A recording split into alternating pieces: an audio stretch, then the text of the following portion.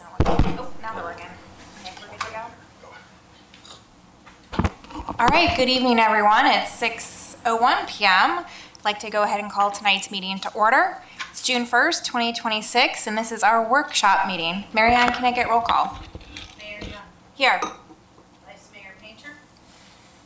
Councilmember Brandon.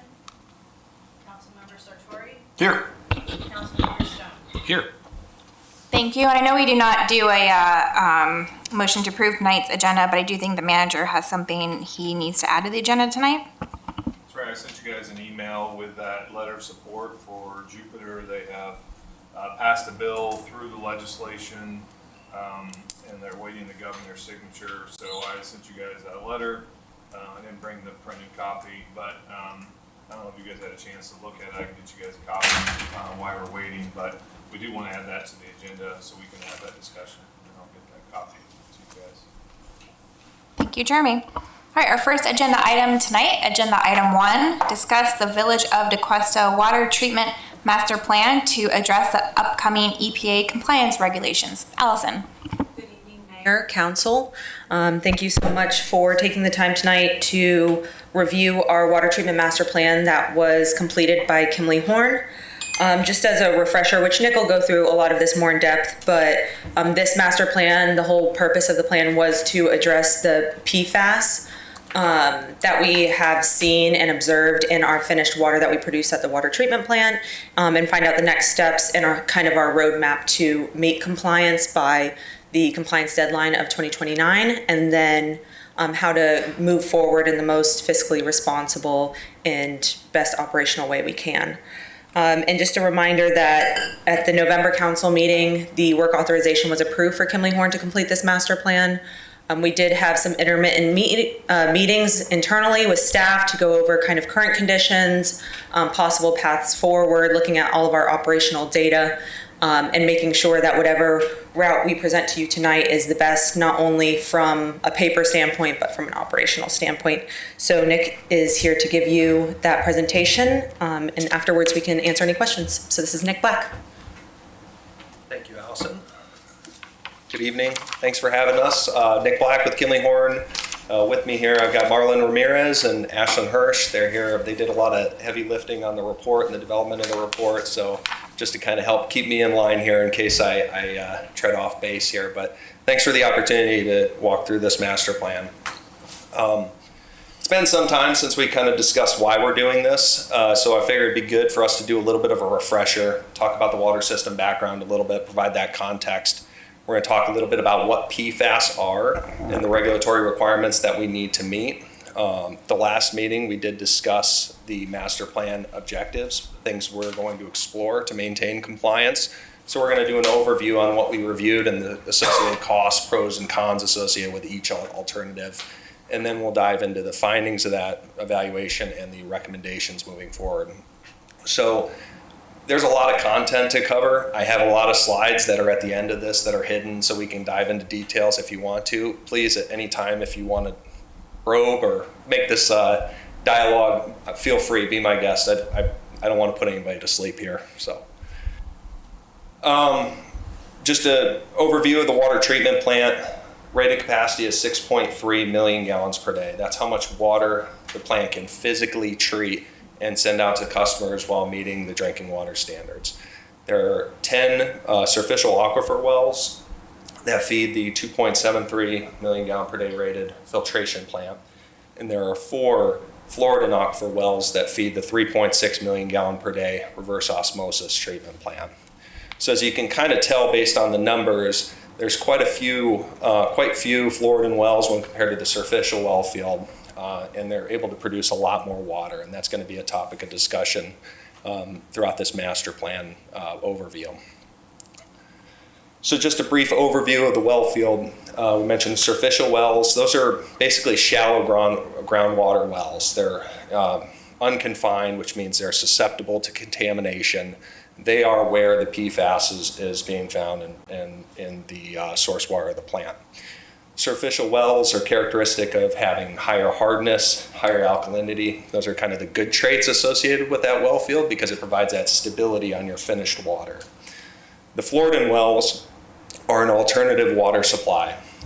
They come from the Florida aquifer, which is about 800 or so feet deep. The wells are typically drilled 800 to 1,200 feet deep. Very saline water, so very brackish. It requires that reverse osmosis treatment to remove the salts. But that's the workhorse for your facility, whereas the surficial is used primarily as blend water. Any questions on that? So let's talk about PFAS regulations a bit. So what are PFAS? These are manufactured chemicals. They come from consumer products, non-stick items. It also comes from firefighting foam. It's a chain of linked carbon and fluorine atoms, which is anything with a carbon bond is very, very strong, and it's very persistent in the environment. It doesn't naturally degrade. So it's very hard to treat. And there are all potential adverse health effects associated with consumption.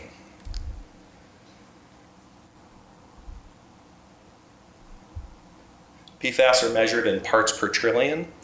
We had a whole bunch of analogies up here to try and set the scale for what a part per trillion is. A grain of salt and 10 million gallons of water. One I like to use is an inch in 16 million miles, which seems ridiculous. I run 2 miles and I feel like an inch would be such a small, minute number there, but it's tested through EPA 533 and EPA 537.1. Main thing to note with that is these tests go down to the parts per trillion. And when these test results have a sway of plus or minus 20%, if you're at 3 parts per trillion actual and they measure positive on 20% on that margin of error, you might have a regulatory compliance issue.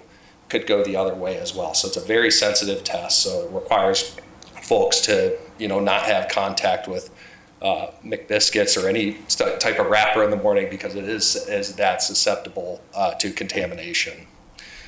So just so I'm Yes, clear, sir. just so I'm clear, we're talking about 1 drop or 1 grain of salt in 1 day's of production, or less than more than 1 day's production. Yeah. So 1 grain of salt, the village produces about 3.5 million gallons per day on average. We can So do it's about 6. So it's about 1 grain of salt in 3 days of water production, which is crazy. Good luck. Yeah. To set the scale for quantifying that. Thank you. There are 6 PFAS contaminants that were of concern. There was a press release 2 weeks ago that we'll dive into here that kind of narrows it down to 2. 29 PFAS constituents that were on the unregulated contaminant monitoring rule, number 5, which essentially is a list of contaminants that are on a list to be regulated in the future, potentially, that they're going to be monitoring. There's thousands of PFAS contaminants identified. Not all of them are measurable. So it's a very challenging problem that the industry is being faced with. These are the results of testing that was performed in the village's well field. I want to stress that this is purely at the well itself. It's not at the point of entry to the water system. But how the water plant works is you're producing this high quality RO permeate from the reverse osmosis process, and that's the workhorse for the system. The surficial aquifer is providing that hardness and that alkalinity for blending, so that you're providing non-corrosive, very stable finished drinking water, so you don't have corrosion out in the pipes and customer complaints and whatnot. So it's a very important source water for your system. These are the levels that were noted in the surficial aquifer. I think the village is blending about 30 to 33% of their total capacity with the surficial. So once you start doing the math, you see that the actual concentrations are higher than what is going to be regulated in the upcoming rule. And that upcoming rule is for PFOA and PFOS. The maximum contaminant level, which is also called MCL, is 4 parts per trillion. 2 weeks ago, they had a press release. There's been a kind of an evolving story here with the different administrations as to what was going to happen with this rule. But they essentially said that there's going to be a compliance date of April 2029.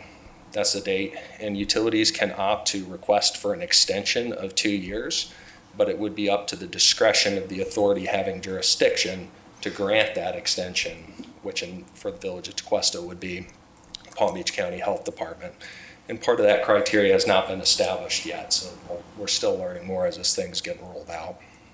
So just help me understand the 4 parts per trillion in one day's production kind of concept. Is it now smaller than the 1 grain of salt? So the 4 parts per trillion is what you're going to be regulated to. The 1 grain of salt in 10 million gallons of water is essentially equivalent to 1 part per trillion. So if you were to have this volume of water and have 1 grain of salt in there, that would be a part. If you were to have 4 grains of salt, you would essentially be non-compliant. Got it. Okay, so 4 grains of salt in 3 days of production. Correct. So as part of the master plan, we wanted to kind of evaluate every alternative, some of the low-hanging fruit on site to understand what would be cost-effective and operationally friendly alternatives for the village. So the first thing that we looked at is what treatment alternatives exist for that existing 2.73 million gallons per day of surficial aquifer water. So what could be added in addition to existing infrastructure to polish that water and remove the PFAS? The next alternative would be, what could the village do in terms of their capacities with their existing equipment to try and shift capacity from the surficial over to the Floridan, maximize the RO production, and then offset the surficial with that RO capacity? What other ancillary components would be needed to support that? So the master plan dove into that as well. And then the final thing was, what if the village converted to a full reverse osmosis treatment process? Does that all make sense?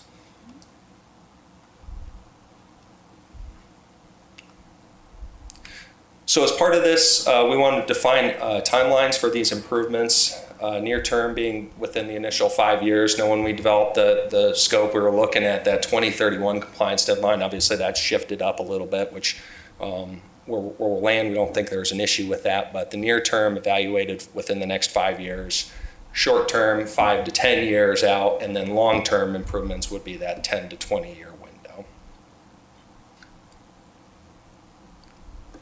Sorry. So these are the surficial treatment options that were explored in the evaluation. Again, this would be if we built a brand new system adjacent to what's currently there. We'll just do a memory refresher. A couple months ago, the village wrapped up construction on their iron treatment filter vessels. As part of that project, 2 of those vessels were removed from the contractor's scope of work because there was the concept that those 2 vessels could be rehabilitated and refurbished to be a PFAS polishing system and support that kind of shift in capacity.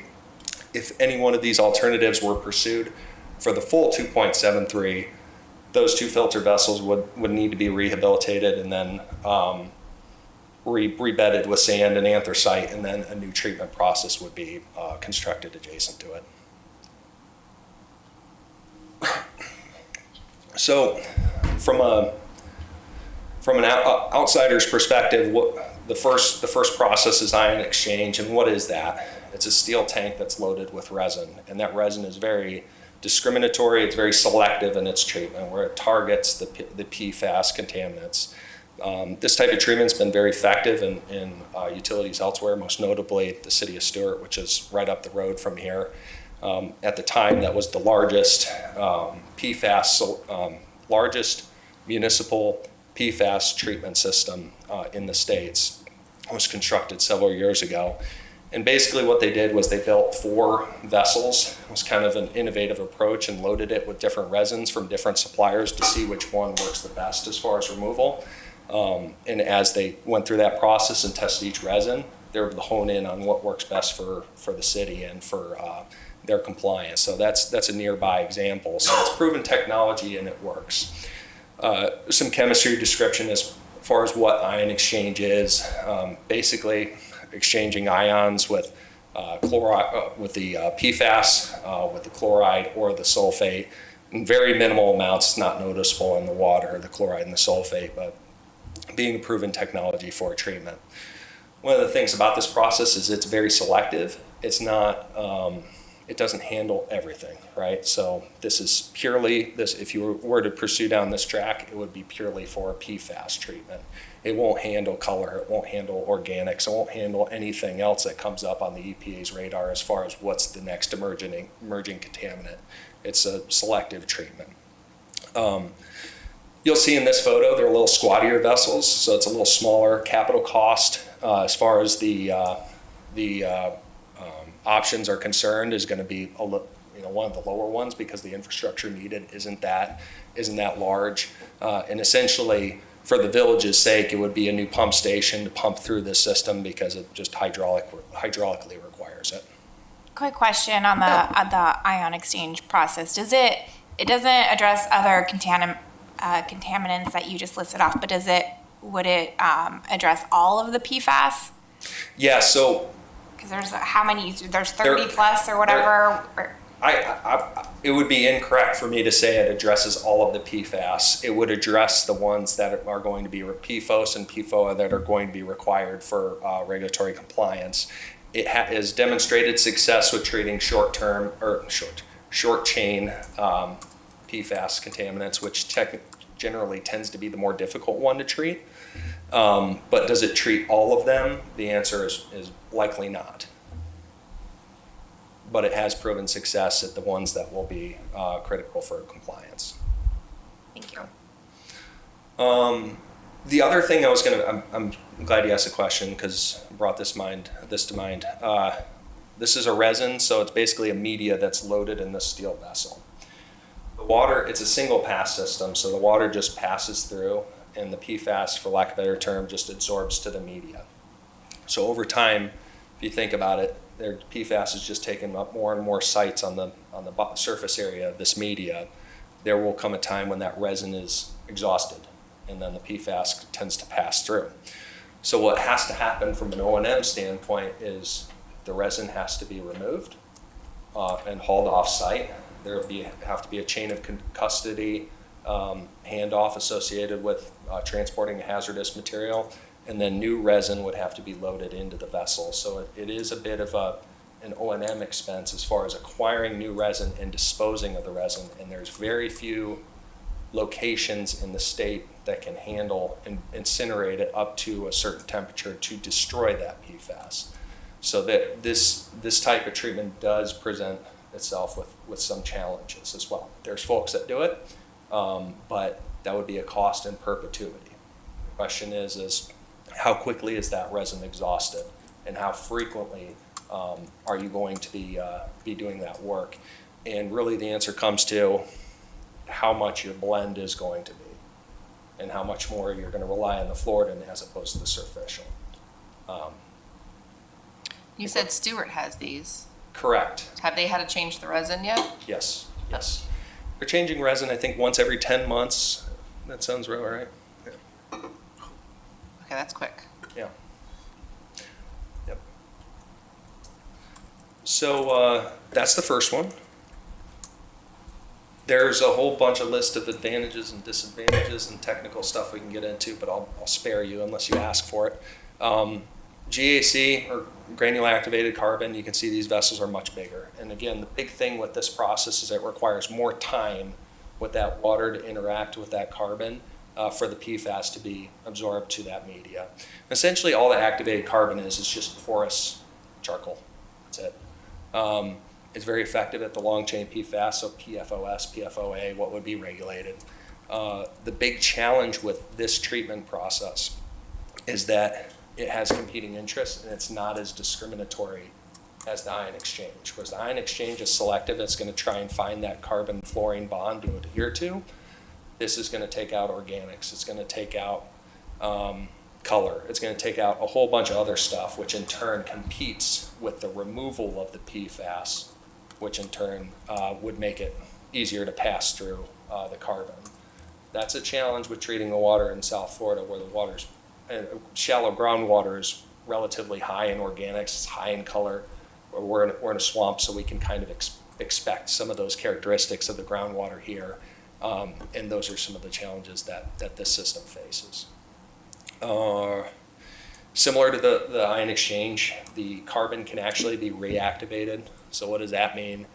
They'll come haul the media offsite, they'll provide new media, and that media that they haul offsite will be brought to an incineration facility to be burned. I'm so sorry, I keep hitting that. I'm trying to talk with my hands too much.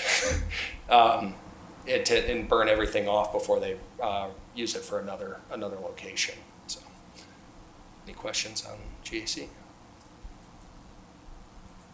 Okay. And then last but not least is nanofiltration. a lot of utilities employ this treatment technology. Essentially, the main driver for the plants that have nanofiltration are disinfection byproducts. So once that started becoming regulated, Florida went basically looked at what are the treatment technologies available to remove organics from the water, and membrane treatment was first and foremost. There are a lot of plants that are nano that treat surficial water that look very much like your Florida RO plants. This is kind of the same infrastructure. It's just lower operating pressures, different types of physical pre-treatment, maybe not as much in terms of post-treatment stabilization, but it's the same process, for lack of a better description. Generally operates at lower pressures. The RO system, I would be remiss if I didn't say it was expensive to run the feed water pumps. They're pumping at 250, 270 PSI. Nanofiltration's probably in that 60 to 80 range. It requires chemicals for stabilization, but the biggest item that's required for a nano plant would be disposal of a PFAS-laden concentrate. So if you can envision it, it's not a filtration process, but more of a separation process where, the raw water comes in, clean water comes out, but so does a PFAS-laden stream. So the challenge we have is what do we do with that stream that would be environmentally sound and also cost-effective for the village. One of the best available technologies for disposal of concentrate is a deep injection well. Unfortunately, going right for an injection well and dual zone monitoring well in this area of the state is around $20-some-odd million. So it's a very expensive alternative. And with that, you've got all the other infrastructure that goes to support the membrane plant, the building, the electrical service, the emergency generator, the trains, the pumps, the piping, all that good stuff. So it's the most costly option, but it is also the most resilient in terms of emerging contaminants and treatment. One thing I do want to point out, though, is that the surficial aquifer well field for the village is, I would say it's been around since the inception of the village's water system. That is what has carried the weight of producing water since the village was incorporated. So those wells are old. They require a lot of maintenance because they are pumping out of an unconfined aquifer. They do scale up. Production's a challenge. So the village does have a significant operating budget investment into those wells just to keep that part of the treatment system operating.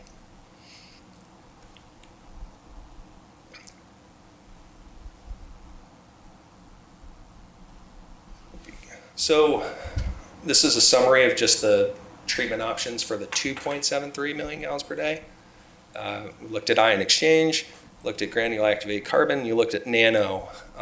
We broke those down based on near-term and short-term costs. And what you'll find is the near-term costs are what would be needed to kind of drive that regulatory compliance with ion exchange and nanofiltration, providing more assurance for compliance than GAC associated with the bed volumes that would result in PFAS breakthrough sooner. So again, this is based on the study, the infrastructure that would be needed to support the treatment process. So there's a little bit of a contingency built in there. I'd like to think that the subtotal that's provided would be more closely representative of the cost that you'd see. But unfortunately, given the times, especially in municipal utility projects, we've seen capital costs skyrocket over the last 5 or 6 years just due to material shortages and the labor market. Where's the potential risk that you're showing that nanofiltration as a viable option when you're looking at these numbers here? It's obviously spiking up to the point where it's like, what am I missing? It sounds like there's perceived potential new regulation that might come down the pipeline that would make that one make sense, but is that what you're saying? Yeah, that's essentially it. Is again, with the treatment technologies presented, membrane treatment is really non-discriminatory. It's got what we refer to as a molecular weight cutoff. So as the water passes through it, if it's above a certain molecular weight, it gets rejected. It's gone. And PFAS has been one that has demonstrated that it can be successfully moved short and long train through nanofiltration treatment. And that'd be a very beneficial infrastructure to have for the utility. The challenge is the significant capital costs with a deep injection well, the O&M costs associated with maintaining the well field to actually be able to draw the 2.73 million gallons per day out of the water, or out of the groundwater, I'm sorry. And then the other thing I failed to mention too, in the membrane treatment processes is they operate on what's called a recovery rate. So take the RO plant, for example, it's 3.6 million gallons per day. It operates at 75% recovery, which essentially means that out of every 100 gallons per day that we send to it, 75 gallons gets recovered. So the 3.6 is really not representative of what the groundwater is capable of supporting for the RO treatment process. Similarly, if you were to apply that to a nano, which is kind of with the surficial aquifer, it's kind of a stressed water resource right now. You'd need more of it to treat that water. Less than 75%.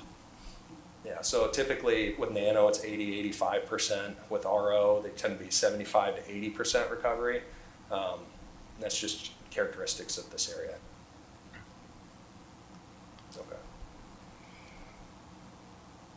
Again, bigger O&M costs associated with each of these is disposal, acquisition of new resin or carbon, and then for the nanofiltration treatment process would be the chemical costs, because because you're removing a lot of those constituents, you've got to stabilize the groundwater by adding caustic or lime or CO2 back into it to bring up that hardness and alkalinity so it doesn't have those corrosive properties.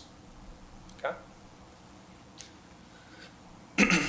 So this was the option that we really wanted to hone in on tonight, and we can discuss in detail. And I think going back to when we were doing the filter rehab project, we came up with this concept of shifting capacity and reusing infrastructure that was already there to kind of be a cost-effective solution for the village. So we're going to dive into that. And essentially this option is squeezing or wringing the towel dry on the Floridan and the RO system and shifting capacity from the surficial over to the Floridan, and then treating the PFAS to the best of your abilities to maintain that blend rate as an immediate solution to maintain regulatory compliance.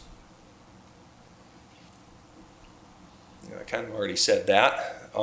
Shifting capacity. One of the biggest things that we were looking at as part of this evaluation was energy efficiency with the RO system. There are a lot of avenues to help improve the RO system as it currently stands to make sure you're getting more water out of it. We talk about some of the energy improvement components that the village is doing right now. Some others that are integral to the skid, such as energy recovery devices, things just to kind of capitalize on the technology that's available to reduce your energy bills, but also enhance the recovery of the RO system and how much water you can produce out of the RO system. So those items were outlined in the report. We talked about the different treatment techniques to treat for PFAS, ion exchange being one of them that's demonstrated success. We're going to kind of focus on that as far as this exercise because of the size of the vessels that are currently on site that treat the surficial aquifer. What we found with the 2 vessels that we pulled out of that construction contract they would be enough to treat your average daily flows and be PFAS compliant. The remaining capacity that we pulled out of that surficial could be made up by the RO system. So yeah. So these are the existing and proposed capacities that were discussed for each system. Typically the village is operating at a 70-30 blend. When we talk about what your rated capacity of the plant is 6.3 MGD. Your typical flow rates are 3.5 up to 4 million gallons per day. So it's not like you're producing rated capacity every day. There's a buffer that's inherently built into the rated capacity of the plant to handle those peak flows that you need due to seasonal variations, fire flow, you name it, right? And typically that buffer is about 25%. So once the press release was issued 2 weeks ago, we started looking at alternatives to try and fast track compliance. And the biggest thing would be looking at the near-term improvements and breaking it out into two distinct phases. Phase 1, which would be treatment of the surficial aquifer, and then phase 2 would be treatment of the Floridan aquifer to help make up for that reduction in capacity. Now, we're talking about these as phases. The way the project would have to roll out is you'd have to complete the permitting for the project almost as if it was one, because if you were to start by derating the surficial plant and putting in the PFAS system, that would derate the entire facility. So you'd want to have all of that work done and permitted, and then the work could be constructed into two separate construction contracts. So, and generally construction permits are 5-year duration. So, that makes sense? So, in looking at this, the alternative yielded 2 filter vessels that would need to be retrofitted. So there were, fortunately with these vessels, you have no idea what the condition of them are until you pull the media out and you look inside. I think the vessels were in a little more worse shape than we had hoped for the last project. I would expect that the same for this one. But essentially doing welding repairs, doing coating on the inside of the vessels, removing the gravel bed, doing some minor piping, and then loading it with resin instead of sand. So it's a very simple rehab. The only difference with what would be proposed is how the water flows through those tanks and what pumps would need to be applied where to make sure that water moves from point A to point B. One other thing that we're in the process of investigating with the village is potentially a stripping tower for disinfection byproducts. There is the way the water is injected with chemicals. There is a concern that by moving one of those injection points to support the ion exchange system would potentially raise an issue elsewhere as far as DBPs. So we're going to be performing some formation potential testing just to confirm that that last item, the stripping tower, would be warranted. Talked about the 2 distinct phases. Phase 2 would be the RO system improvements. That would include some piping upgrades, energy recovery devices on the trains, and then some various other items there. And we talked about how the projects would need to be rolled out so that you could secure a permit from the health department with the goal of being regulatory compliance by 2029. So we broke these out into the phase 1, phase 2 costs. And one thing we'll talk about here shortly is the short-term conceptual costs. That's a big not there, and I just want to make sure I go over that and why it's included. But essentially, the phase 1, the PFAS system, around $3 million, and then the RO system expansion would be around $3.5 million based on the master plan level study capital costs. So for this near-term improvement, that 5-year window, we work with the village to kind of determine what would need to be done when to roll this thing out, provide a year construction timeline for a contractor to mobilize, build a pump station, retrofit the vessels. We're looking at, if we'd start tomorrow or today, it'd probably be an 8 or 9 month design permitting window to get that done, get that through the health department.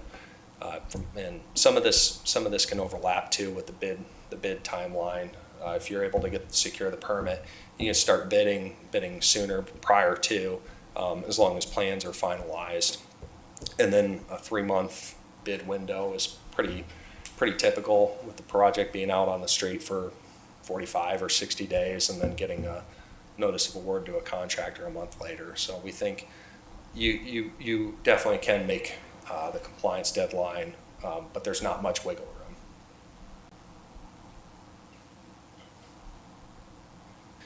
So I mentioned that short-term improvement.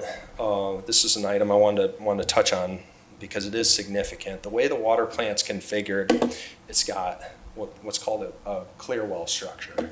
The RO permeate the water from the Florida aquifer, goes through the RO system, and then it goes on top of those white towers right there where the blue pipes go in there.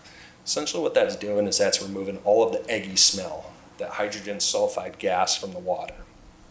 And then water from that degasifier drops into that clear well structure, and in that same clear well structure, the surficial water flows right into it. The challenge with the way that the plant is configured is that is a single point of failure for the entire facility. Now, the clear well itself, if I'm not mistaken, is about 30 years old. You can even see stress cracks on the top of it. It's not, I wouldn't say it's near failure or anything like that, but I would say maintenance is something to consider on a structure that's a single point of failure for the entire facility, for water production. And the way it's configured, you cannot take the water plant offline or you can't take the clear well offline without taking the entire water plant offline. And you talk about concrete repairs, you talk about coating systems that needs cure time, that presents a lot of challenges associated with it. So it presents itself as a single point of failure, and the biggest concern is that as you look forward towards relying more so on the Florida aquifer as opposed to surficial, what's going to happen is that water is going to be more permeate, it's going to be more aggressive in there. So to overcome that, more chemicals are going to have to be added in the clear well. Caustic soda, it could be lime slurry, it could be CO2. And what that does is that brings the pH to different levels, just to maintain the desired chemistry at the end of the clear well. So that environment becomes more aggressive. So while this isn't an improvement that needs to happen within the near-term improvements phase, the 0 to 5 years, 5 to 10 years out, we would highly recommend budgeting a new clear well with redundant capabilities, so that if you do need to take a bay out of service, if you have a broken, something broken, clear well coating failure, you name it, you can take a side down without killing the entire plant. Because right now, the way that's configured, if something happens in that clear well, we're in a bad spot. What's our storage capacity? Storage capacity is 2.5 on site. So how long would that last? I mean, I don't. Less than a day. Less than a day. Maybe Yeah, like so we're 18 totally- 18 hours, and you never really want to take down to 0. So, because My point in asking is we really don't have even Right. enough storage. Right. we would, at that point, if something were to happen, we'd be opening the interconnects, and depending on Yeah. the other municipalities to meet all of our demands.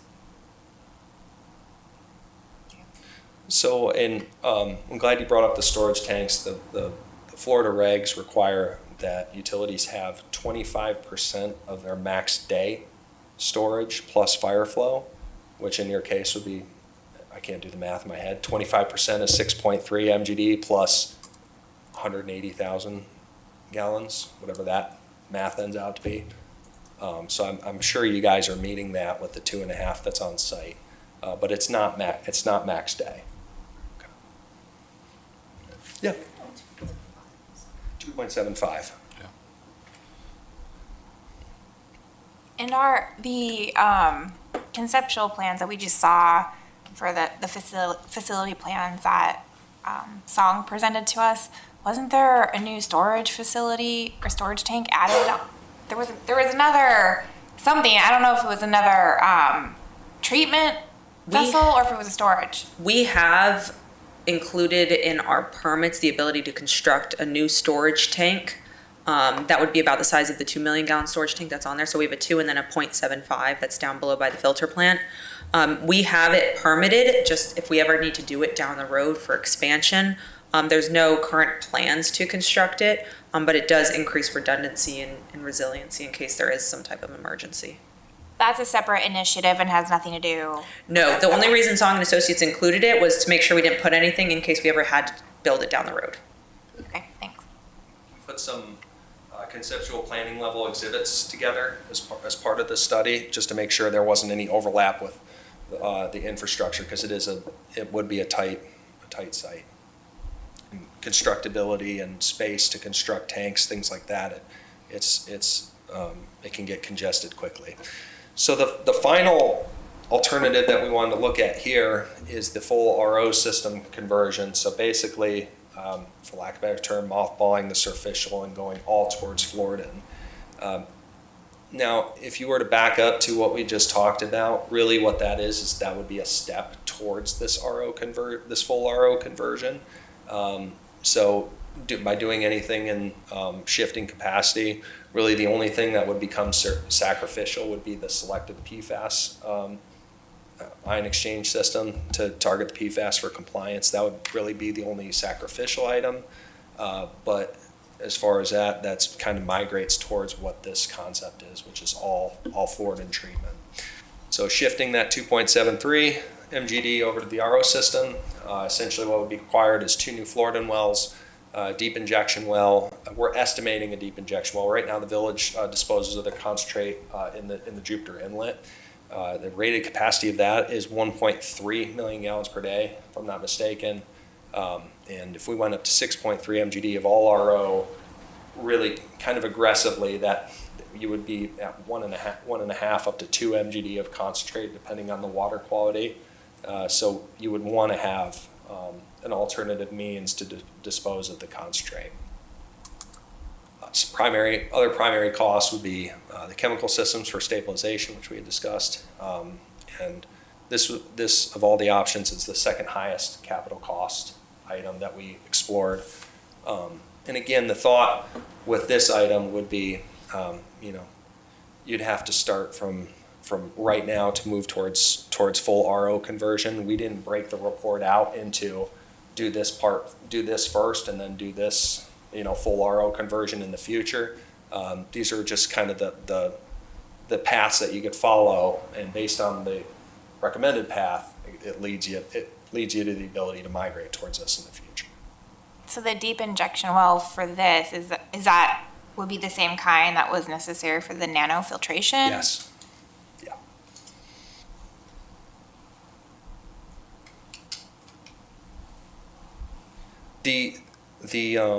There are a lot of permitting challenges associated with sending concentrate to a water body of the state, even Floridan concentrate. When you think about it, if you know enough about the system, you have salt water and you're putting it in the ocean, you wouldn't think that that's a bad deal for anybody.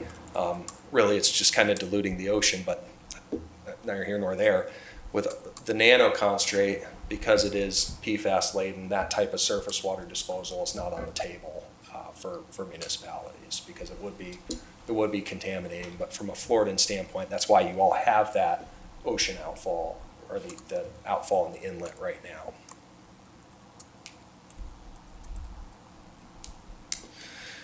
So if you were to, again, take a bite out of the apple right away, heading towards this is the conceptual costs associated with going a full Floridan, full RO. So it'd be the nuclear well immediately. It would be a building expansion immediately, new RO train, new electrical service, new emergency standby generator, the whole kit and caboodle to support what you would need to have that rated capacity. And again, this kind of gets back to why we wanted to look at how much you could squeeze out of the current system, because those costs, once you trip into building expansion, injection well, clear well, those things start to explode. They really do. And electrical is a big one. This is a table that summarizes everything if you want to read through all these numbers. I should have removed the cents. I apologize for keeping those on there, but those are just an overview of all the work that was done. Again, evaluating the existing infrastructure that's on site and what could be done to get towards compliance. And there is an inherent amount of contingency that's built into a master plan level study. We believe the subtotal numbers are probably more reflective, but again, as these projects evolve, as time evolves, things get more expensive, and there's more that you understand as you get into a full design. and construction for that matter.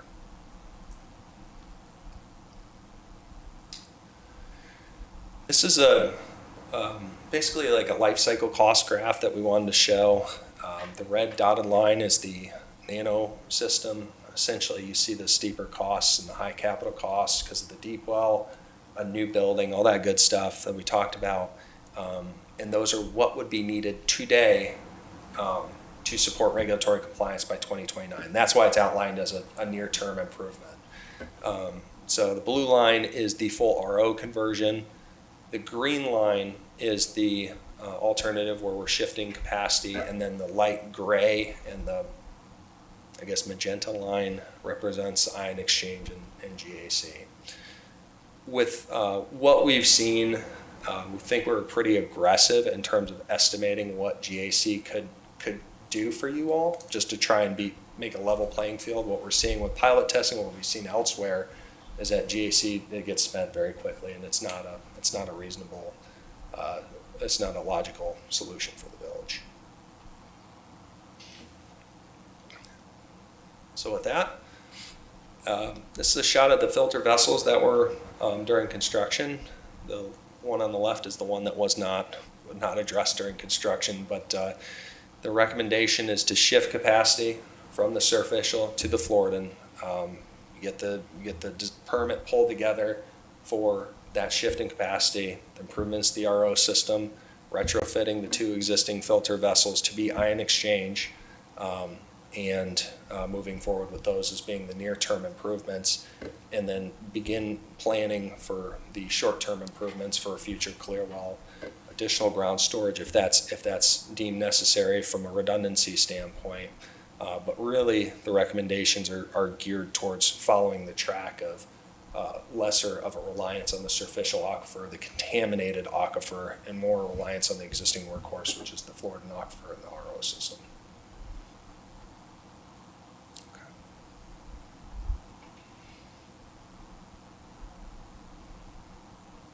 Any questions on this graph? Just engineers, we like to complicate things, so why not? What I wanted to communicate out of this graph is if you can see it, there's a yellow dash line at the top that's a rated capacity. There's a couple lines, the blue and the red line, which track average day flows, and then the red is the max day. So on your peak day, there's sometime in the winter, your capacity was up to the 4 million gallons per day. So why am I showing you this? The big thing is that your flows are not at where your rated capacity is. And as you look at what each treatment plant is producing, there's a means to being compliant without doing the full conversion immediately. Like if you were to go straight to all RO, that's not necessary and it's not practical because that would be a significant expense to jump straight to that point.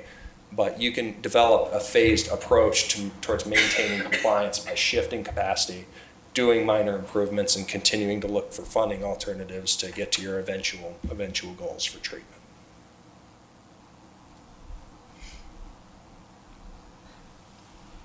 And with that, I'll open up for questions. I have a bunch of slides at the end here if you want more details. I don't know where each one of them are at, so I'd have to cycle through, but by all means, if you have any questions, let me know. Thank you, Nick. Council, I'll open it up for discussion. Wow. I don't really have any questions. Wow, overwhelming. I guess the recommendation is what I'm hearing is the most expensive option. The recommendation that you're hearing is in the long term is the second most costly option if you were to do it all right now. Now, obviously, costs increase over time, but by doing this initial project where you're phasing in more RO and less superficial and treating that lesser superficial to maintain compliance, that's the most cost-effective thing that you could do for treatment. One thing we didn't present in the presentation here was a cost per gallon of water treated. And that's a really significant number to look at because as you look at drilling a Floridan well, you're getting 1,700 gallons a minute, 1,600 gallons a minute, pick the number. It's a lot of water, 2.5 million gallons per day. You drill a superficial well right nearby, you might get 300, 400 gallons per minute out of it. So if you're paying $2.5 million per number for a Floridan well, and you're paying $1.5 million for the superficial well, your cost per gallon on the Floridan side is actually more. You're more cost effective on there in producing the water than you are on the superficial side. So I kind of wish I had presented that too. But yes, if you were to take a bite to go towards that full building expansion, all those other items to go full RO right now, that would be the second most costly alternative. But again, going back to this graph, it's really not warranted. And you could look at your light baby blue line right there at 4.62 MGD. If you were wanting to just treat all of your average day flows with the RO system, you could do that with this initial near-term improvement without spending the $100 million on the full RO conversion. Does that make sense? And you can almost use the superficial as like a ready reserve. And the benefit out of that too is that the resin that you need for when you need it won't be spent too. Because you're not flowing the water through it as high of a rate. Okay. Did I answer your question? Yes, thank you. I have a general question. Municipalities now have these regulations to meet. In addition to those, is there some sort of filtration system that you believe is productive for home residents to put on their houses? I don't know enough about point of use home treatments to speak well to that. Okay, I only bring it up because I know even our EAC years ago, we're discussing PFAS and stuff, and there's definitely people out there that want to do more. I was just curious on behalf of them if there's even more they can do in addition to the municipality. When you're talking about the different aquifers, you know, it's funny, when I grew up here, and you think you have all this water because we're surrounded by water, but then we have years where we don't have a lot of water. So that's my biggest concern is if we were to, whatever you guys recommend, and we start looking at funding for it, you know, one of the things I think about is the water sourcing. Availability. Yeah, because, I mean, if we're going to put all that money in it, you know, residents are going to expect water. And obviously, those are things we can't control. It's Mother Nature and self-flowing water management. But those are things I'm also considering, too, as I'm listening to you is, you know, do we have variety sources or do we kind of focus more on one end? Right, and that's a really good point because like everything, there's a double-edged sword. So superficial aquifer could be very well impacted by droughts, which you have seen in the state. Whereas you look at the Floridan, maybe capacity and the actual volume isn't of concern, but saltwater intrusion becomes a concern. So you have a lot of utilities that are nearby that are pumping that aquifer, and they're seeing the TDS levels, and that's just the saltiness in the water climb. And operationally, what tends to happen is operators pump the better wells, the ones that don't have it. And then fast forward a couple of years, that well's been used and abused, and now that one's a troublemaker of a well, and it's this constant whack-a-mole in terms of treating for the Florida. One thing I will say, the biggest benefit of an RO system that has variability in source water, it's not necessarily just within the aquifer itself, but it's within the number of wells that you have too.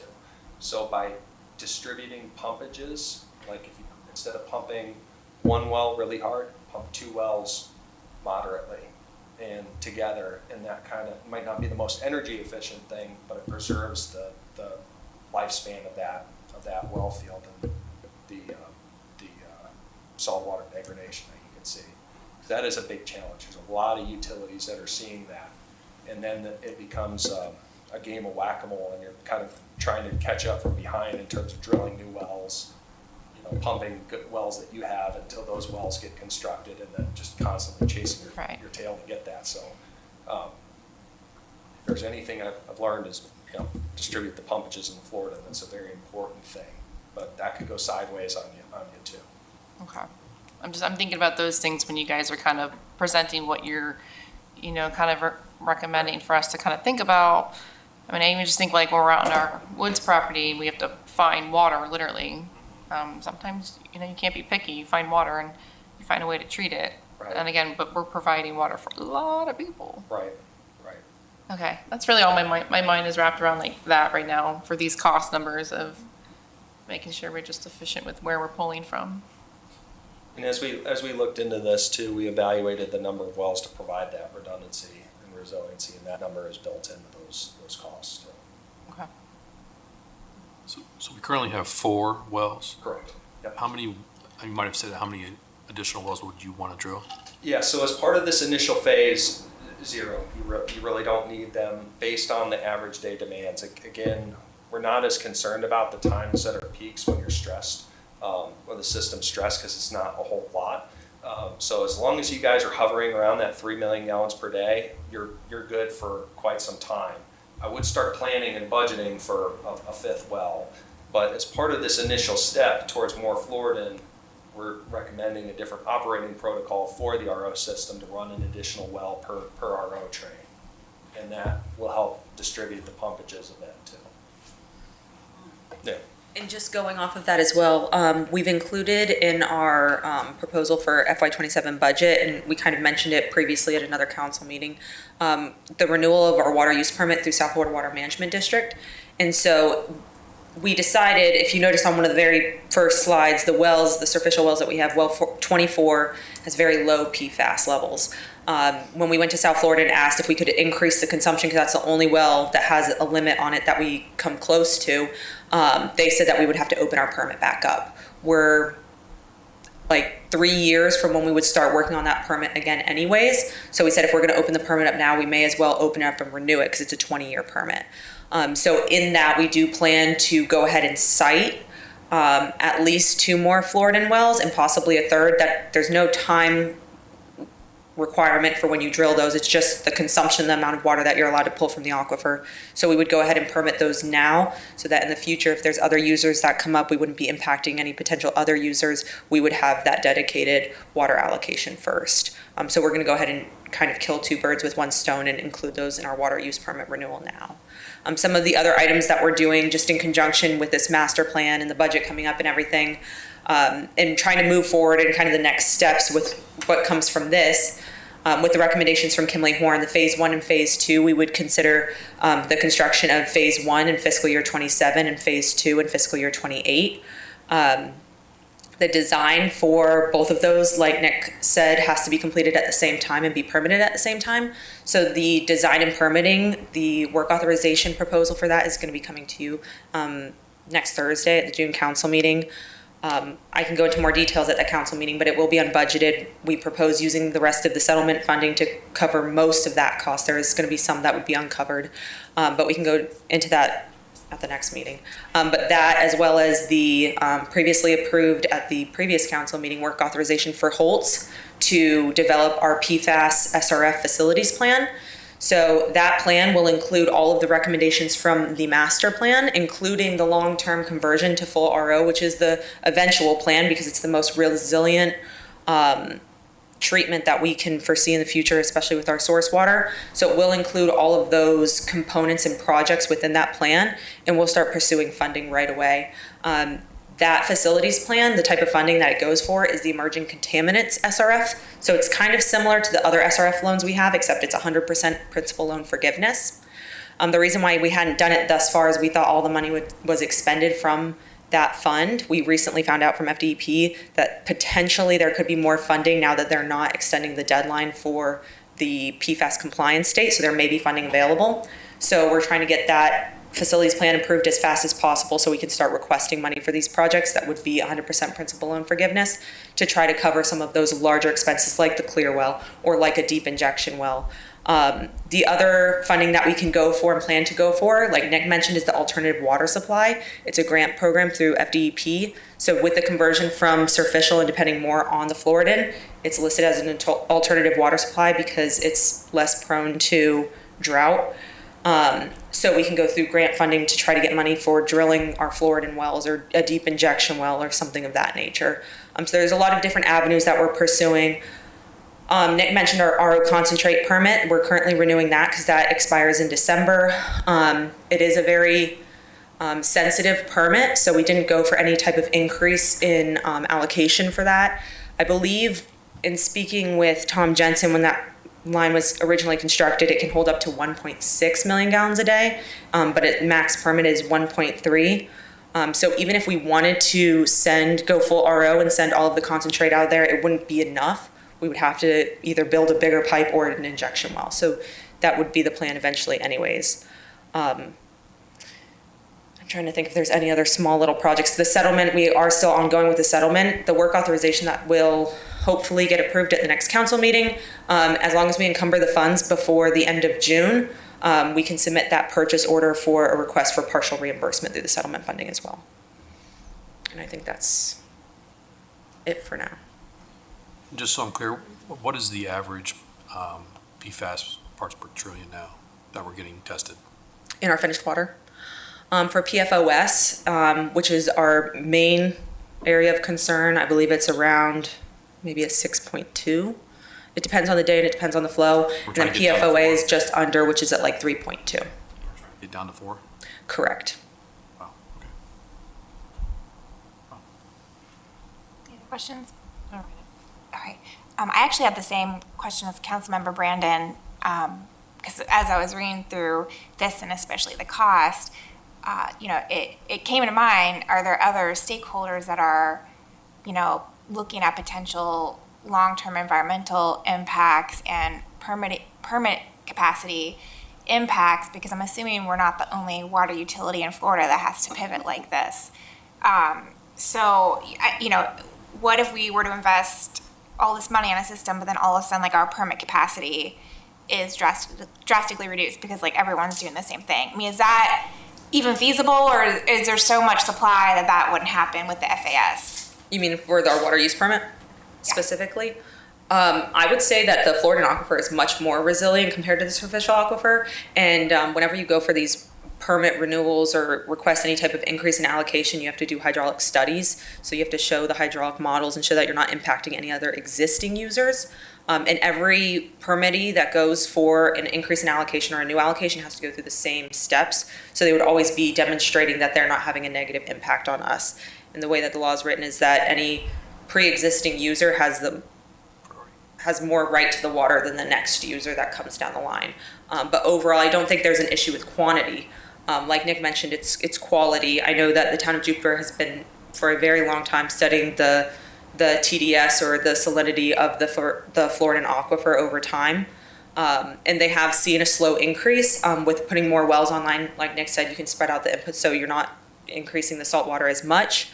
But theirs has sort of, I wouldn't say fully plateaued, but it has slowly decreased in the amount that it's increasing for the saltiness. The saltiness is all you really have to worry about with the Floridan aquifer. I don't think quantity is of concern. Okay, yeah, my head went quantity standpoint versus quality. And then you listed a bunch of different funding sources, and we're on a pretty tight timeline. And these funding sources, depending on when the applications are open, when it's due, we've seen water projects that have got punted for months and months and months because I think like DEP or Army Corps didn't meet, and so they're meeting next quarter.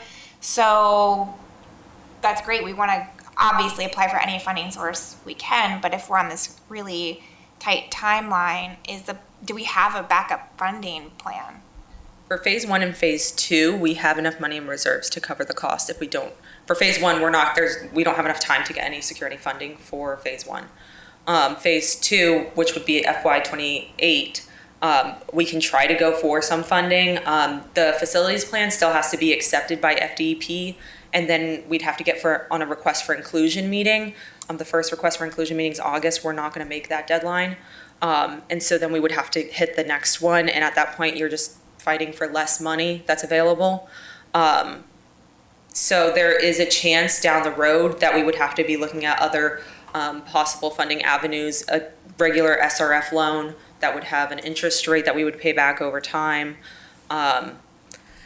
it's not a favorite solution, but we would have to look at possibly changing our plan for the water main replacements and kind of shifting some things around to make sure that we can cover some costs. Right now, that is not being proposed because the SRF funding, who knows when that's gonna be gone. So right now we get it, it's very low interest rate, we get the money back, so there's not a huge upfront cost to those projects. And it is aging infrastructure. We saw in Tequesta Drive, we had 2 breaks just in the time that we've had this project. So they are projects that still need to be done, so I don't want to delay them too much. But obviously when it comes to compliance, that's more of a priority. So it's difficult, but right now there's no proposal to change that timeline, but it could possibly, depending on if we get any funding or don't. Okay. And then my last 2 questions that are kind of super high level. If funding wasn't an issue, would your recommendation still be the same? I would say yes, because I don't think the RO conversion could happen in a time that we would meet compliance. Yeah, to get a contractor, drill a deep injection well, outfit it, you're probably looking at all of a year and a half. I mean, And they're back. it would be tight. It would be tight. Which leads me to my next question. If timing wasn't an issue, would this still be your recommendation? If timing wasn't an issue,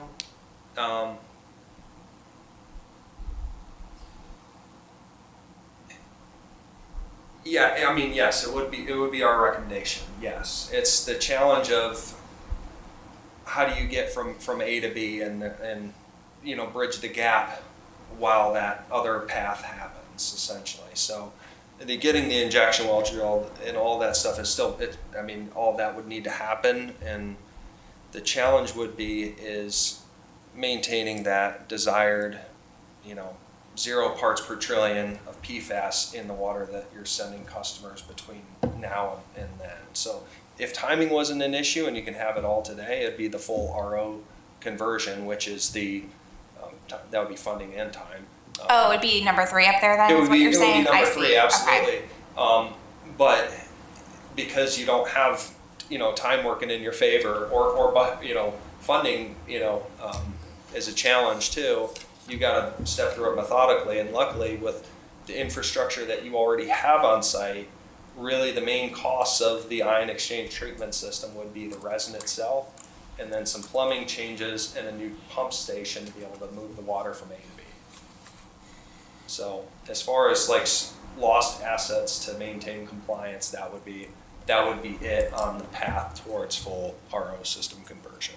In the cost that you see listed under 1 phase 2 RO expansion and IX retrofit, a lot of those costs are duplicated into if you just did an RO conversion today. Right. So that price will come down because you're making all of these improvements now. Like the 14 million for the clear well under the short term, that's included in that 54 million for the RO conversion. So some of those costs will come down as we complete some of the RO expansion now. Okay. It's very difficult to kind of break it out and compare apples to apples, where it's like if you start today and you were to choose one of those options, here's what the overall cost would be, and here's the timing of those costs. But if you're kind of dovetailing 3 after 1, the cost subtotal for 3 would be drastically reduced, and the phasing of that, because again we're looking at regulatory compliance for that option, would benefit the costs for sure. Okay. Thank you for entertaining those questions. Sure. That's all I have. Any other comments? Okay. And there is no public here, so I am not taking any public comment. All right. I think, thank you for your time. This was a big endeavor, and you were able to present it in a way that was very understandable to us people that are not in the water utility business. Thank you for the time. Yeah. We appreciate it. And I guess we'll see you next week for the contract for design. Okay. All right. Thank you. Thank you all. Thanks. All right, Allison, you're still on deck. Agenda item 2, discuss census water meter incorrect resolution incident and council policy options. Yes, thank you, Mayor, Council. Allison Berg, Utilities Director. Tonight I'm here to talk to you about a recent incident we had with our census water meter water meters that we have out in the distribution system. These are the meters that are at customers' homes that record how much water the customers are using, that we use to then bill the customers for actual water that they have used and consumed. So in this presentation, I'll just go over a little bit of a history on our meters and our AMI transition that we did, an overview of the incident that occurred, our back billing options, our procurement options and corrective actions moving forward, and then we'll open up for some questions. So just a little bit of history. Pre-2020, all of these meters that we have in the distribution system, which is just over about 2,800, they were all read manually. Or in a drive-by mode. So they were, really back in the day, they were all manually. So a lot of them were in backyards. If you were here a while ago, you may have known that people came in your backyards, opened the meter lid and read the number. And the difference in the number they read last month from this month is what was used to calculate how much water you've used in that month. During this time, the meters read in 1,000 gallons. At the time, that wasn't really important because they were going and manually reading it. But then in late 2019, we selected Core and Main and their Sensus system, which is a proprietary system that Core and Main sells. They were selected based on the existing equipment that we had in the system, which was Sensus meters. And then they were also selected for meter accuracy. Compared to some of the other meters that were out there, they read more accurately. So then in May 2020, we transitioned from these manual reads or drive-by reads to the advanced metering infrastructure, which is basically where we have cell towers, the meters transmit a signal, and we can read it automatically. Even during this type of operation, we sometimes have read errors where the number doesn't come back or it comes back and it's a little bit weird, so we'll send somebody out there to go and manually read it, possibly pull the meter, put in a new meter, take the meter back, and almost all the meters that we have installed recently are still under warranty. So in May 2020, we did that transition. In July of 2020, during the transition, there was an issue with Core and Main. Core and Main was completing some of the drive-by reads, and the Core and Main representative had some personal issues going on. There were some estimated reads instead of actual reads.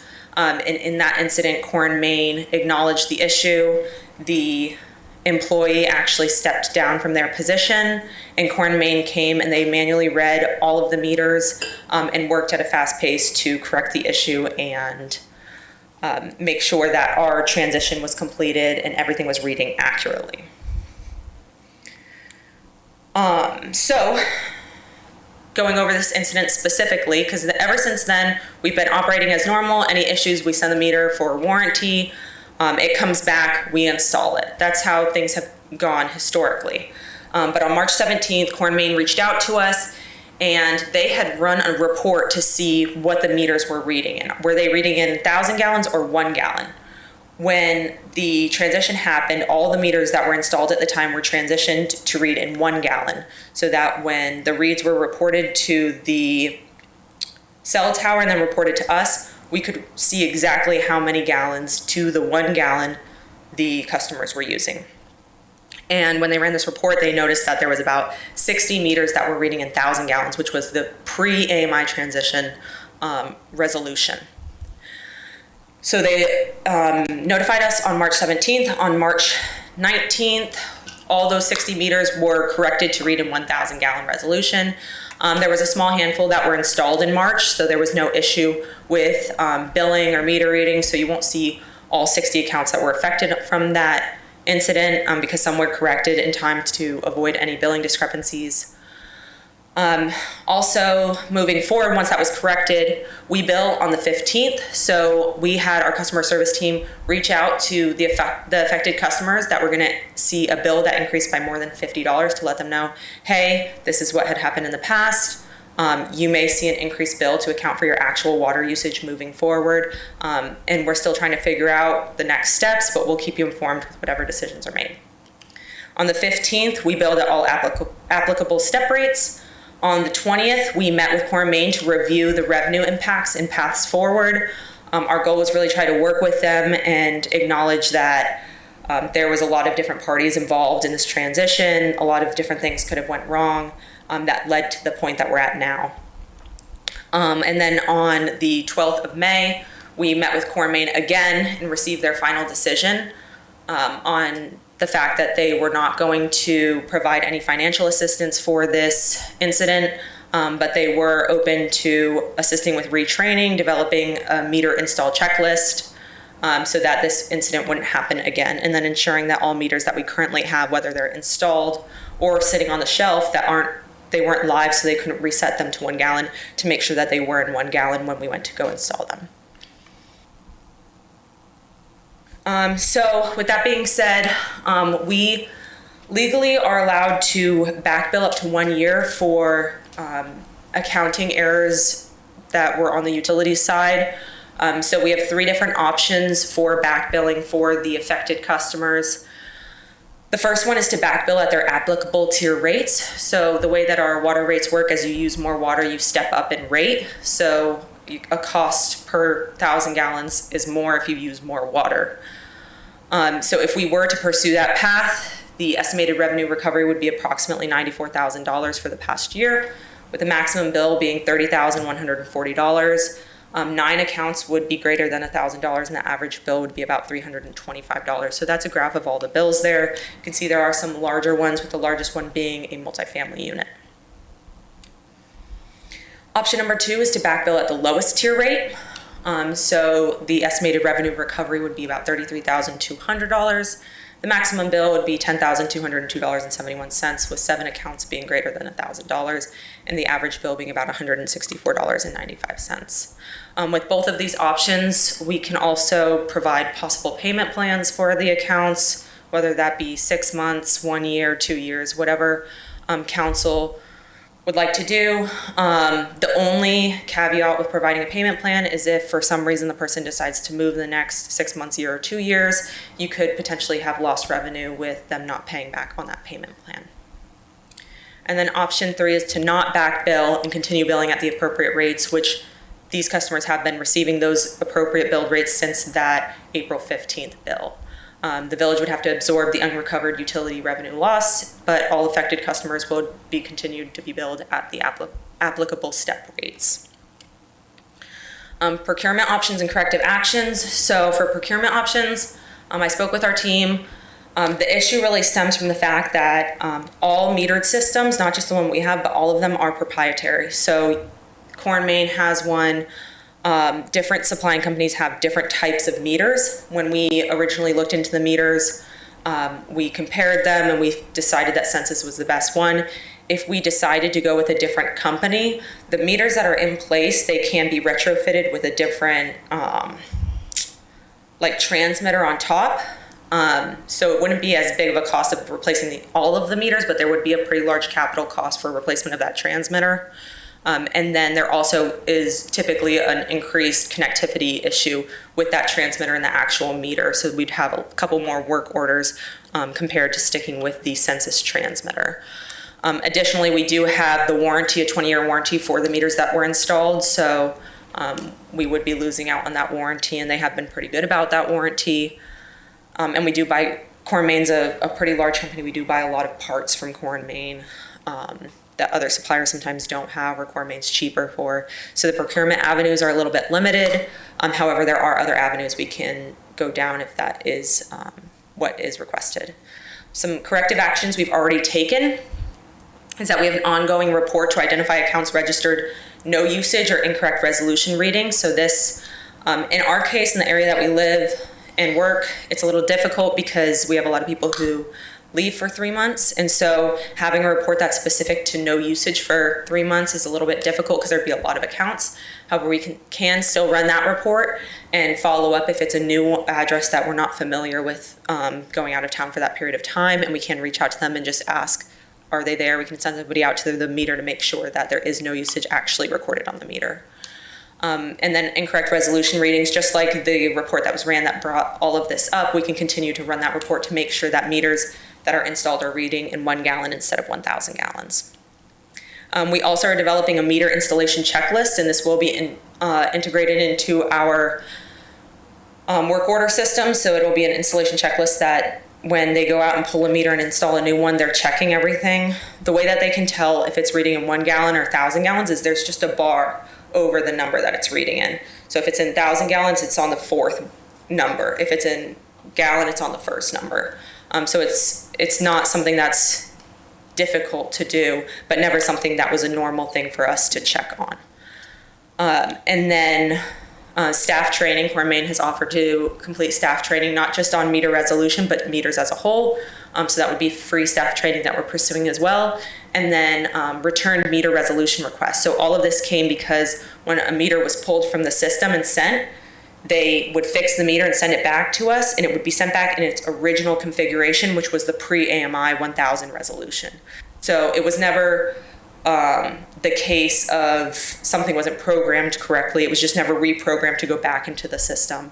And now we're aware of that, and we can make requests that when the meter's returned, it be returned in a certain resolution. So Core and Maine is adopting that new procedure on their end. I'll open it for questions. Thank you, Allison. Council, I'll open it up for discussion. Thank you. I know this is not a great situation to be in, and I'm quite disappointed in Core and Maine that that's their no accountability whatsoever. And I nothing angers me more when people aren't held accountable or don't accept accountability. But I also think our residents, you're going to get, if FPL doesn't send a bill, they got to pay their light bill.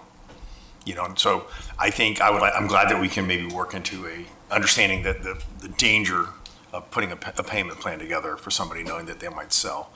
I might move on, but I think they're accountable. I think people, I would pay, know that I owe it. So I think we should go with the first option to bill at the full rate. It's what they would have been paying anyway.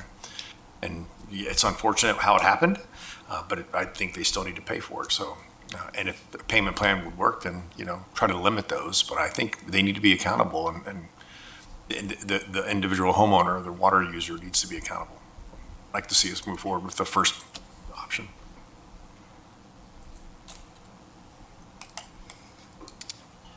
Question.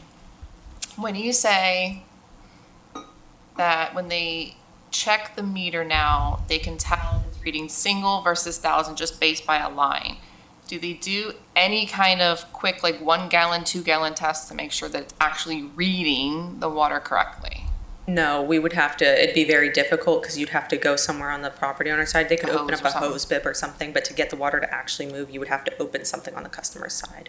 So if a homeowner is getting a new meter, are they notified that they will be getting a new meter? Rather than just It depends on the change it without you knowing. No, it depends on the situation. But there could potentially be a situation where, yes, we change it and they don't know. Sometimes if we have, like if there was a connection issue and the meter reader went out there and they're like, yep, it's reading right, everything's fine with the actual meter, but there's an issue with the transmitter. They're not going to sit there and mess with the meter. They're going to pull it out and just put a new one in and connect it and go and send the meter off. They're not going to notify the resident. I only ask that because I feel like that's a really easy customer service part of the checklist where we put like a door knocker thing, like, hey, like this week we're replacing your meter with the new one, and then our technicians or whoever the contractor is does their thing, make sure it reads to the tower and all that, and then, or maybe the door hanger goes afterwards saying, hey, we just changed your meter. If you want, run a sink or a hose, and I don't know. I just feel like that's kind of like a really low cost way to kind of make sure right off the bat that a customer has the option to almost like check their meter themselves for 1 or 2 gallons. I think that's a great idea. And again, they don't have to do it, but let's say we have documentation, like how we have documentation for code violations, just to have paper trail. That's the homeowner's decision. And I would be one. I could just run a hose for 2 gallons and just be like, okay, yeah, it looks like it read okay. If it's coming out crazy, like, wait a minute, and then we can fix the problem a lot sooner versus, hey, you just ran up like a $2,000 bill. I fully agree. I feel like that's just really like low cost customer service, easy. I kind of feel a little bit 50-50 on it. I would much prefer legally almost approach the contractor because they are, in my opinion, responsible and need to be held accountable. I put myself in these customers' shoes. I'm, kind of very detail oriented. So, if I get a bill for like $10 and I have a house full of kids, I might say something, but there's, maybe people thought that's what the water costs too. So, is that do we punish them for maybe not truly knowing how much their water actually costs? I mean, ours isn't as expensive as Lake Worth, so maybe that's just what they thought. So I would be open to either doing no back billing and just eating the cost, because this is just highly unfortunate. And I don't think it's really all in the village. I think it's more on the contractor. I just think that's really hard to explain 100% resident, you owe this. Out of fairness, they do, but maybe truly there's a lot of logistics to it where they didn't know. And we didn't catch it, obviously, right off the bat, because like you said, we do have seasonal residents, so how do you really monitor that 100% for all the addresses? The second option I would, based on what I hear up here, I mean, I'd be open to the lowest tier rate if we kind of are all thinking get something back, but I really kind of lean with we might have to just eat this and just maybe, unfortunately, be a little more eagle eye when these meters are put in. That's it. So I lost sleep back in 2020 when that change issue still? happened, took place. Yes. that Like, was- I don't want to retrofit these. that was a fun time. Jeremy remembers that, don't you? Lost some sleep too. Yeah. I know who didn't make a mistake, and that would be the residents.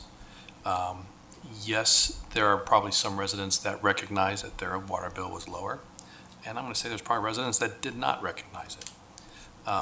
And I agree that Core Main probably should have done more and take some ownership of it. But I don't think that we should back bill everybody. There's a reason the state puts a limit of 1 year. This has been going on for more than 1 year. So there's a greater significance here. Maybe it was a time of change. They thought this was, who knows? Who knows what people think? I'm in favor of eating it, but I think it's really, really important that we notify the residents the amount of dollars over the previous 3 years that they have not paid. And if they would like to make up a payment for that, then great, let them. But I'm not sure they're going to, or I would enforce it either.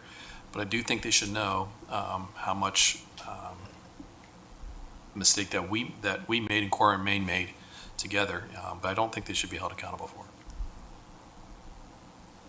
Yeah, I agree. I don't want to back bill the customers. I think too, all you hear about every day is the affordability crisis, and like we don't know these individuals, and these both figures, whether it's option 1 or 2, that could be really impactful a month to those individuals. And I just, Hard lesson to learn. yeah, and I can't stomach that, knowing that impact that could have monthly on a family, because we don't know who the individuals are. So yeah, I don't want to back bill. I think your corrective actions are great. I think, in most cases, I'm a firm believer that everyone has a little skin in the game. I think Core and Main had more skin in the game, but I think you guys saw what needed to be done on our end and are jumping on that right away. So I appreciate that. Yeah, I have no other comment. So. What is the action on this, if any? The consensus is we don't want to. Well, you were still torn, or did you make up your mind? So my first choice is to eat it and not back bill. But if consensus kind of was like thinking about back billing, I would definitely go for a lower rate and not just do the full back bill. So for the sake rather of debate, we'll take the debate out of it and we'll bring back a resolution. You guys can vote on that, and that way you have Mr. Painter here as well, Rick, and whatever the vote comes out, we'll do that way. So we'll bring back a resolution with you guys to vote on. What's the resolution? The resolution is going to be not to back bill, Oh, but so if you you have to- guys have the ability, if you guys give it second thought or, change your mind, that can obviously be amended at the dais if there's some additional thought or you guys hear from residents, so. Okay, sound like a plan? Everyone good with that? Okay. All right, thank you, Allison. Thank you very much. And there's still no public here, so I'm not taking public comment for the record. Thank you. That'll probably likely be in July, just because the June agenda is formalizing Like now. today. Yeah. I was gonna say overnight, the but draft no tomorrow? one's doing it overnight, so. Just if that's the case, I won't be here. That's fine. We'll be fine. We'll work on that. You're going on me neither. vacation, honeymoon, and all that stuff. So she's making sure she doesn't miss out on that. Well deserved. So quick question, is Catherine here for number 4 by any chance? I'm here, but she was here. She's right there. Well, I know, but like, should we swap 3 and 4 so she can leave, or are you just here to observe? The Oh, whole no, I meeting? warned her that she was going to be here all night. That's fine. So, Wow, out. Would you guys like to swap 3 and 4 so Catherine doesn't have to sit I'm here all all night, so I don't care what order. so it you're goes. going to leave me here by myself without staff? Man, Yeah, you'll survive. that's good. The residents are here. So This is good. Yeah, you guys want to do that. Okay, so we're gonna swap 3 and 4. We'll move to 4. Consider the revised annual merit pay program. Thank you, Mayor, Council.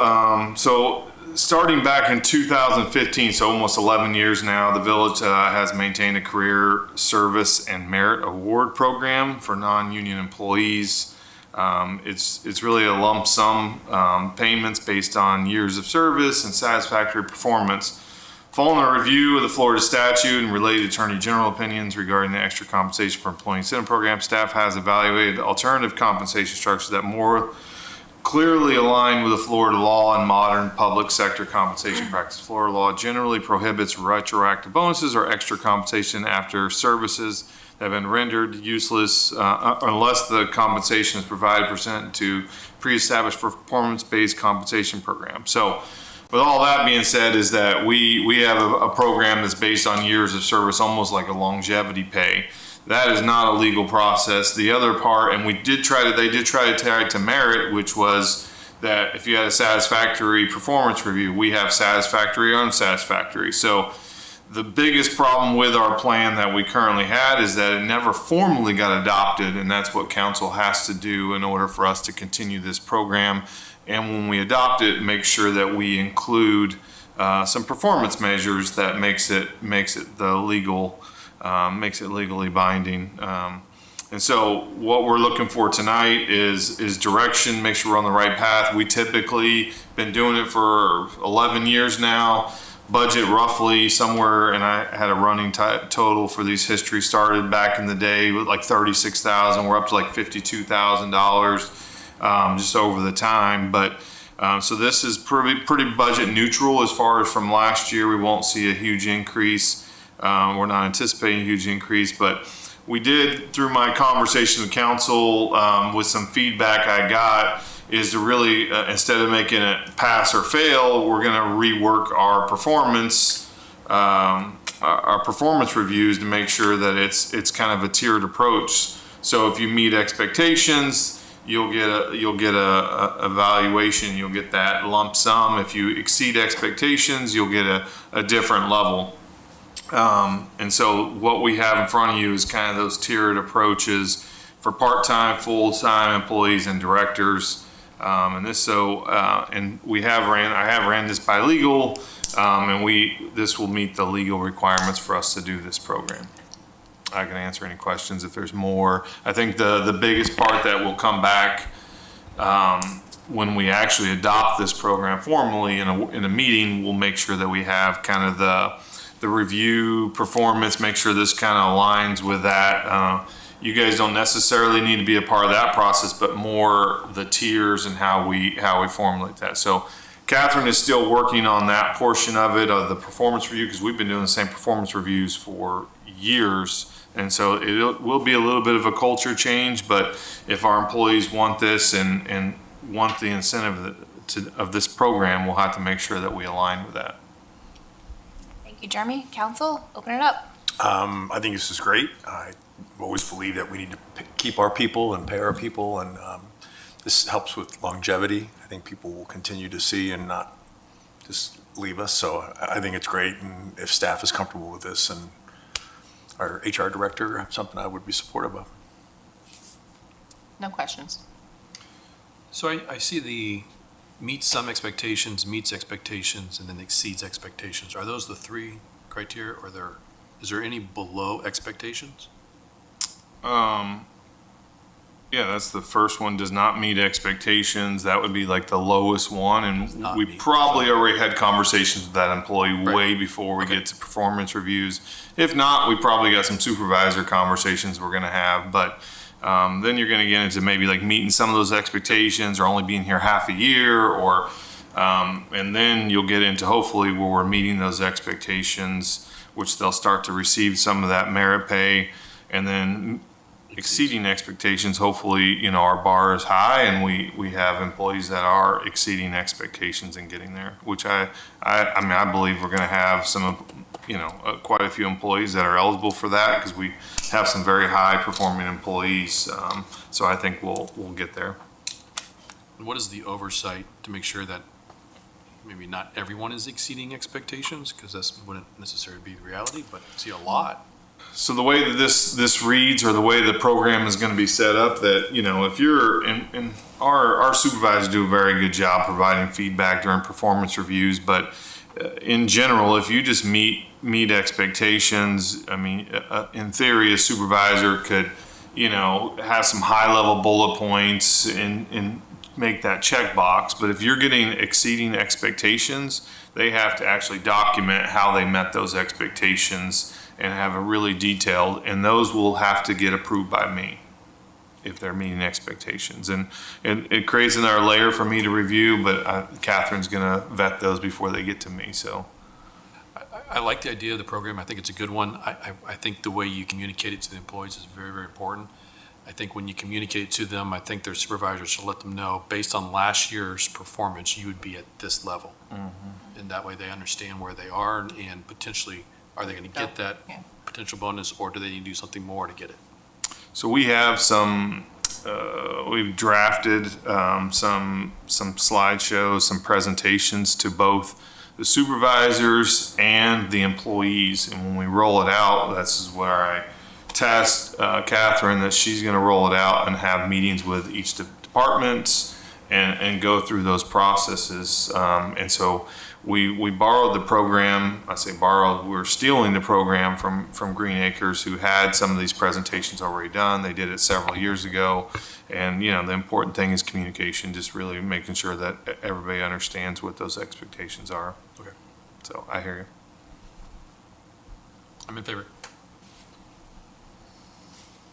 Just one question on section 5, merit pay administration. Item 3, it says merit awards may be issued as a one-time lump sum payment or incorporated into employees' compensation as approved by administration. But I'm still kind of like, well, who decides that? Is it just going to be a lump sum? But if someone asks for it to be incorporated to their salary, that you, like, I don't. No, so I mean, when I put that in there, and I almost took that out just because of the thing, but every year when we look at employee salaries, when employees fall, and so council approves ranges for all employees. When we do that every year with a budget, from time to time when we do, our COLAs, or we do the increases every year, we look at every position. We sit down with HR, look at every position. There are some employees that even fall below the range because of the COLA, or it just increased so much versus where the CPI was. And we had a couple of those situations through COVID that happened. So we had to, from time to time, there's some positions that have been severely not meeting the market. And so we made some adjustments, like a 1 or 2% increase to their base pay. So in a situation like this, instead of giving them that, we may, if in lieu of just giving them 2% plus the merit, we may give them that increase to help meet the market. And it would be within the confines of what I have the authority to do. If it was anything outside of those ranges, then I'd have to get council approval. Okay, so I mean, that answered my question. Who decides it? And it's you, basically. Yeah, so the HR director would typically bring those to me, and then I would be the one that decides it. Okay. So I don't like that. I think that if a merit should be a merit, and it shouldn't be a supplement to increase their salary. If they're underpaid, then that's an HR issue. That needs to be fixed. So it's completely separate. And Completely we'll fix separate that. issue. Okay. That's the way Well, I and look at I mean, we just did the compensation study, what was it, last year? And got everyone within the ranges. And I mean, how often are we doing that to where I think COVID was an anomaly? I mean, hopefully we don't see that kind of, economy madness again. So I know of, we've taken a look at that already, and there's no major changes to what we did because we just did the salary study last year. There is a few people on the low end of the range where a starting employee is coming in at basically the same level as like a 4 or 5 year employee. So there is a little compression on the very low side of that, but it's really minor. We're talking about, I think, 3 employees or 4 employees. But the rest of everybody really aligns. It's just that compression at the bottom of a new employee starting versus where a 4 or 5 year employee might be. And aside from COVID, this predates you, so you might not know, like how often have we been outside those ranges? Year to year, we've had a couple of those where somebody was on the low side. Now, typically on the high side, we do have, there have been a few employees on the high side, but like similar like fire or police, if they, I know fire for sure, if they're outside on the high side of it, we just give them a lump sum to make up the difference. It doesn't count as their base salary. But that was per the agreement that we did. So, you know, generically, if the range goes to 100,000 and they got a 4% increase because they've been here for 20 years, right? And they got a 4% increase, we would just give that 4% increase as a lump sum, and it doesn't count toward their base salary, if that makes sense. I know we had it in CWA, we had it in fire. Obviously CWA is not here. I don't remember if it's in police, it might be, but our PBA, so. Okay, can Catherine come up to the podium and add her, because she's, I mean, well, I know you came from Palm Beach, I don't know where you were before then, like what have you seen for that? So recently, just to answer your question, the market is driving the minimum of your range higher. So the village is having to increase a few, maybe 3 or 4, as Jeremy mentioned, of your position minimum of your ranges up. So your employees have now gone below the minimum. So we're having to bring them up 1% or 2 in addition to your CPI. So whatever you decide in the next month or 2 for your fiscal year 27 budget increase, 1%, 2%, 3% will decide how much more that individual will need in order to bring them back up to the new minimum to make them competitive with the market again. So from your experience with merit pay, have you seen this done where at the manager or director, whoever's discretion, that it's added to their salary versus a lump sum? Yes, in fact, at the town of Palm Beach, it differs by fiscal year, that our manager at the time would be able to decide whether it was going to be put onto their base pay or whether it was going to be a lump sum, and whether it was going to be base pay, and if it was going to exceed the maximum, as Jeremy was just explaining, if it was then going to be the difference of getting them to the max pay, and then the difference was the lump sum, keeping in mind that if it's on their base pay, it's then pensionable. Correct. So it's an additional expense to the village. But yes, it was town manager's discretion and council's approval as well. Okay. I don't think, I mean, since it's obviously happening elsewhere, I don't know if it's full common practice, but you're familiar with it. I guess I'm not super against it, I am even super at how against it's it. worded. I think merit should be lump sum. It's it. It kicks the complexity away from everything, pensionable, catching up things, employees getting something that they really should be getting through salary. Merit's merit. I believe that would be consistent with what we're doing now. I include that in the policy in case we want to do it, but I think would be good if we did that. This allows us to evaluate each employee and make sure they stay within the current market for their position. It works on the high end, it should work on the low end too. Yeah. Merit's merit. Any other comments on that one? Thank you for pointing that out for me. Hey, you're welcome. No charge. No, but I would be in favor of keeping it simple, like Mr. Stone is saying. Okay. Councilmember Sorry. I'm in agreement. So remove that second bullet point. Okay, I'm fine with it. All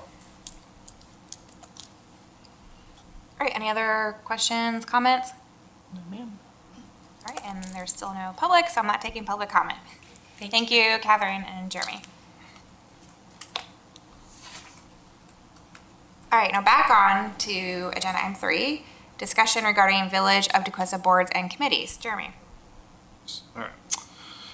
At a previous meeting, Mr. Stone introduced the concept of establishing a budget advisory board. While there was not clear consensus regarding the creation of such board, the village council did express support for holding a broader discussion regarding advisory boards at a future workshop. The village currently maintains an environmental advisory board and has at various times established advisory groups for specific initiatives. Examples include the Rec Center Advisory Board during the planning and development of the Rec Center, and then the steering committee formed as part of the Master Corridor planning effort. Historically, the village also operated a budget advisory board. However, the board eventually, business advisory board. However, the board eventually became inactive due to the limited participation, declining activity levels, and challenges in sustaining engagement from the local businesses at the time. In addition, the village previously explored the creation of a youth advisory board or youth council, but recruitment efforts did not generate sufficient interest to establish an active and effective board structure. The village also benefits from resident engagement through volunteer organizations such as the Tequesta Residents Advisory Committee, the TRAC, which is handled through the PD. Which has provided valuable community input and neighborhood concerns and quality of life issues. For tonight's discussion, staff has prepared several topics for council consideration regarding the potential use of advisory boards and committees. These topics may include the establishment of new boards, board composition, membership requirements, meeting frequency, term limits, sunset provisions for existing and future boards, the overall purpose of the effectiveness of the advisory structure within the village.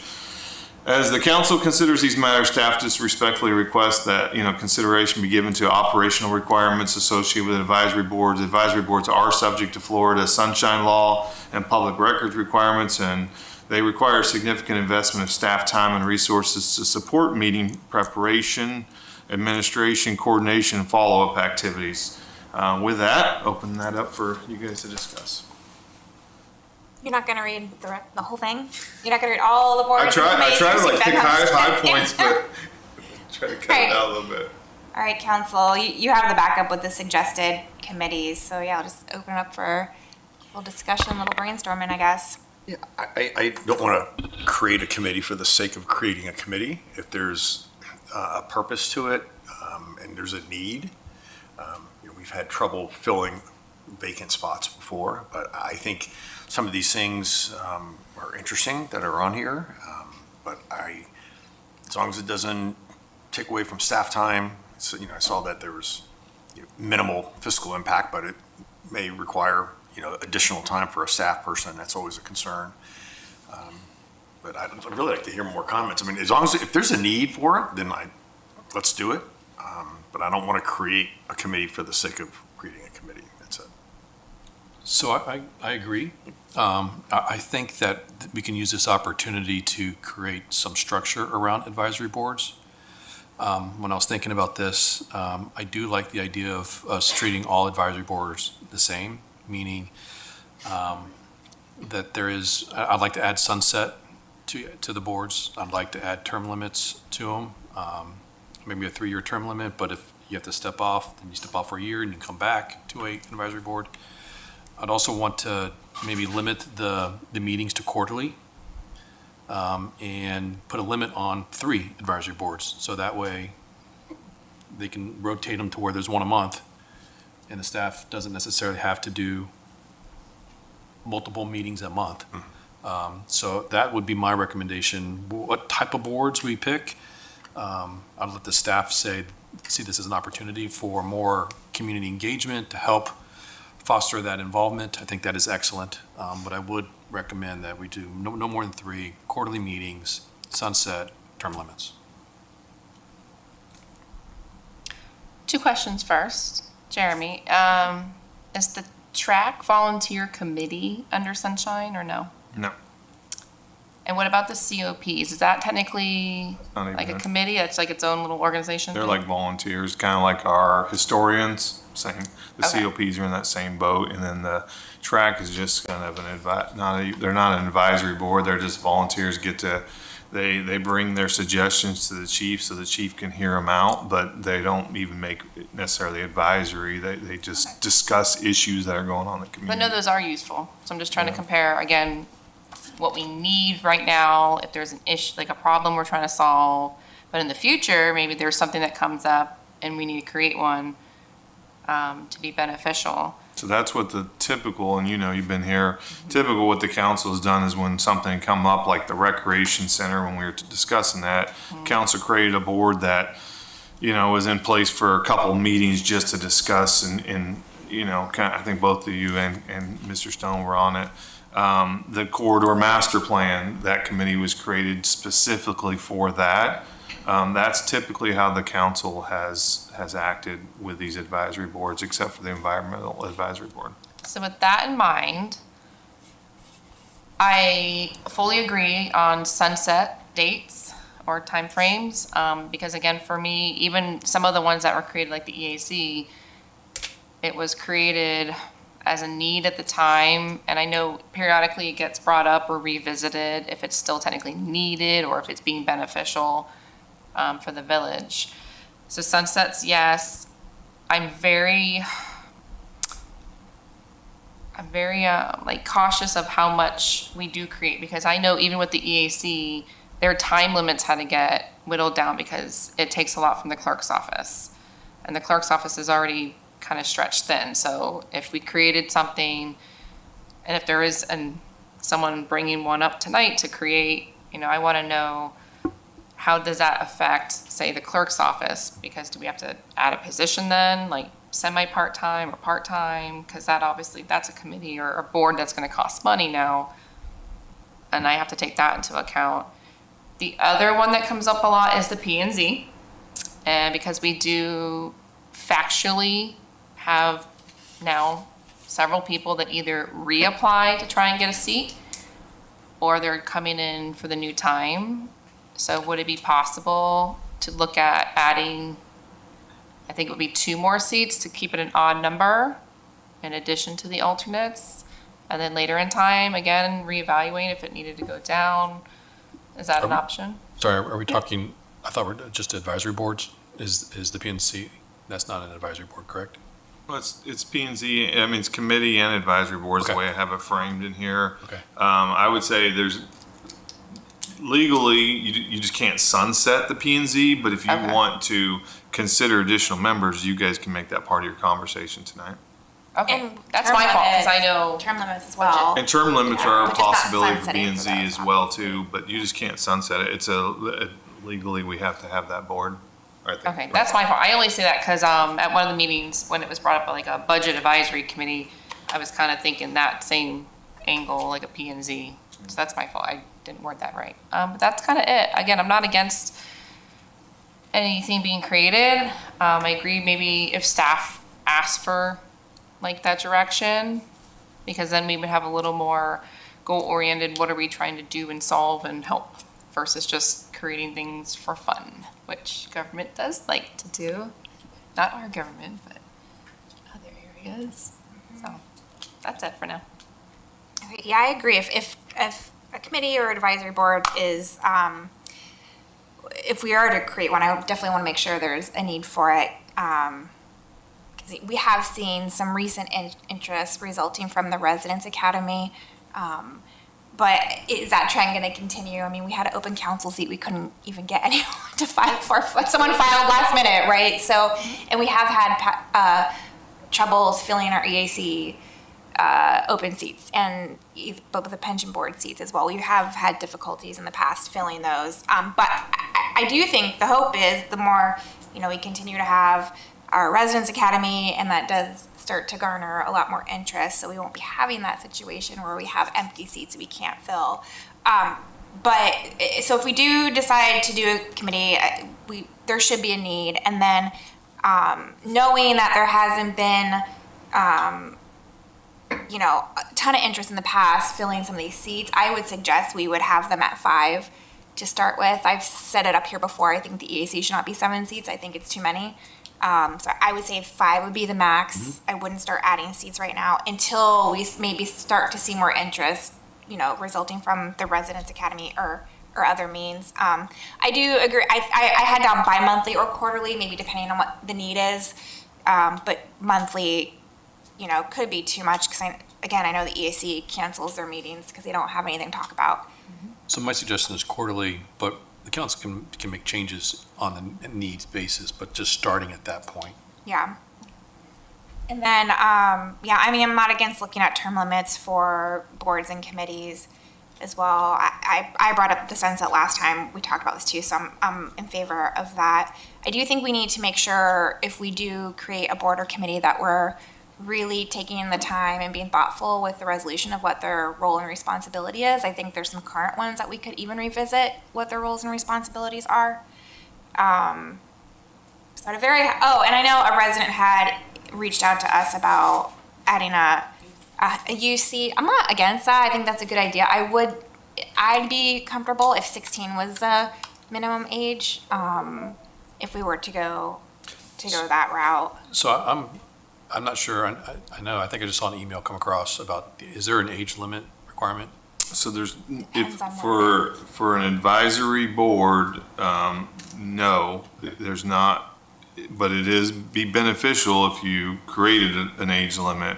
If it's a true, like planning and zoning, no, you have to be at least 18. I believe that's what I sent, plan status. It's like quasi-judicial. Right, quasi-judicial, there you go, that's what it was on. So there. I would say we would take applicants of 16 and older, and the council can pick whether or not that student is a good addition to that board. I wouldn't force a student, but I would say. Oh, right. Yeah, no, that makes sense. Yeah. I agree. If they're But 16 and older, great, and they come and apply, and they're appropriate for the board, great.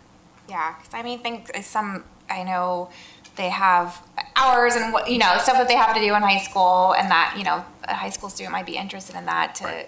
Get credit for school. Right. But yeah, I wouldn't be comfortable with younger than 16. And would we put a limit on the amount of children under the age of 18? Yes. I would think one per. Okay, I one agree. seat. Yeah. I agree. And then in regards to the committees that you had offered, the Parks Rec and Waterfront Advisory Board, I think the Senior Services and Healthy Aging Advisory Committee, I almost feel like that could go under that. Those could maybe be combined as you're kind of looking at what the need is and what to bring back to us. Arts, culture, and community events, I would think if we think that's a need, maybe we would know better too if we reached out to some of our local organizations and also the Cultural Council to see if there's opportunities to collaborate or assist with them. And then the budget advisory, I just what would their timing be versus our budget workshops? And, that one probably would have the highest amount of staff resources because staff would have to go through, the budget is one of probably our we have 3 workshops for that, and then the 2 hearings, and Jeremy has to go through, pretty much the whole, all line items with all of us. So that's going to be in my role, probably the highest amount of staff resources. So we need to be considerate of that. Those are just some high level comments on the committees that were offered to us here. We'll figure out how to package this so we can maybe have a policy for these, but I'm not hearing any desire to create any. I am hearing that we would like to look at sunsetting, and just a reminder, and I think everybody knows this, but in case anybody watches it, sunsetting doesn't mean it goes away. Right. Sunsetting means that we'll analyze it, and maybe just renew it if it's going well. And so, just for the sake of not giving anybody fear, like we're trying to get rid of the EAC, we're just gonna evaluate it, and that with any board that comes. We'll look at term limits, look at bringing that back to you, what that looks like, 3-year terms. I heard that 3-year come out. Did not hear anything about adding any seats to P and Z. I think I heard one comment, but I didn't hear a consensus. And then maybe 1 seat on the EAC for 16 under, or at least allowing 16 under to apply for that advisory board. And so we'll look at how we can package that as like a future policy decision for the council. But I'm not hearing that we're gonna bring back any committee for you guys. Would the sunset be 1 year? Typically sunsets are like 3 years, 5 years, something like that. But we'll bring it, we'll throw a number on there. We'll look at some other cities, what they have sunsetting, and then you guys can always change it with the policy. But I would say it's probably gonna be like the 3 to 5 year range. I guess it would depend on the terms though. So I can't, is EAC 3 or 2-year terms. But if it's 2-year terms, I would say like sunset at 4 years. So at least you have like 2 term cycles. Or if it's 3 years, it would sunset at 6 years. So you would have, Mary Ann's saying they're 3-year terms for EAC. so maybe like if it's a 3-year term, have it 6 years, because then you'd cycle through. See the advisory board based on the issue, not necessarily the candidates or people serving it. So it might not be something that is needed for 6 years, it might only be needed for That's a true. year. Oh, I So see it too. I'm just doing it, and if it's needed, then we just approve it and move on. Just my thought. Yeah, I think for a new advisory board, I'm just thinking out loud right now, shouldn't do that with the mic open, but a new advisory board, you can look at how many years you want to put on, but with the current EAC, what do you guys want to put on that for the next sunset? Look at that. I'm just saying generalities, it's nice to have that come up every year. Is this of adding value to everybody, and is this something that we want to continue doing, or? Let me I know it's put aggressive. something It's together and you aggressive. guys can beat it up later or whatever. That way you guys have something in front of you to look at and contemplate, talk to residents or even the board members. Yeah, my only caution is, like, if they're only meeting quarterly and we do a 1 year, like, I mean, up here, it takes you a Yeah. while to get in your groove up here to learn everything. And so I guess whatever that time is, I want to make sure there's enough time that they were actually able to do their role and get something started. So I guess it would depend on how often they're meeting, that, particular committee, and then maybe what the terms are. But, so yeah, just factor that in, because we want to make sure they at least had a chance to do what they're, supposed to do via whatever resolution gets approved. I don't disagree with that. So it'll be another workshop item we'll bring to you guys at some point Yeah. in a month or two. We'll see. We're starting the budget workshop, so we'll try to, obviously we're going to prioritize those other than the committees at this point, but. And the final agenda item that we added, agenda item 5, it's well, I'll let Jeremy, you explain this since Town of Jupiter reached out to you. Yeah, from time to time, I think when we were doing the appropriation for, Tequesta Park, and then subsequently trying to get the ownership of Tequesta Park, Town of Jupiter has supported us with letters. Town of Jupiter did put an appropriation request for this project that I gave you guys a letter for, and I sent you guys an email. It was approved through the legislators. Sitting on the governor's desk, similar to our process for Tequesta Park. The process is to try to send letters or letters of support to the governor's office, so hopefully it gets signed and not vetoed. And so Town of Jupiter today asked us if we could do a letter of support. Maybe their process is their manager does a letter of support. I don't feel comfortable with that, so it's in front of you guys. If you guys want to support it, I have provided a letter with the mayor's signature, since you guys would be giving consensus for the mayor to sign. I guess that's really all I have, unless there's any questions, but I can't get super specific with their actual.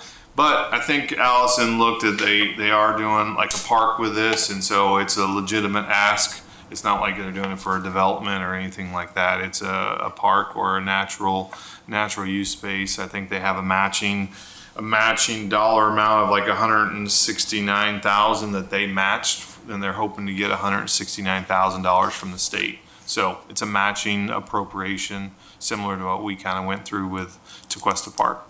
So all you guys are looking for is a consensus to give a letter of support or not.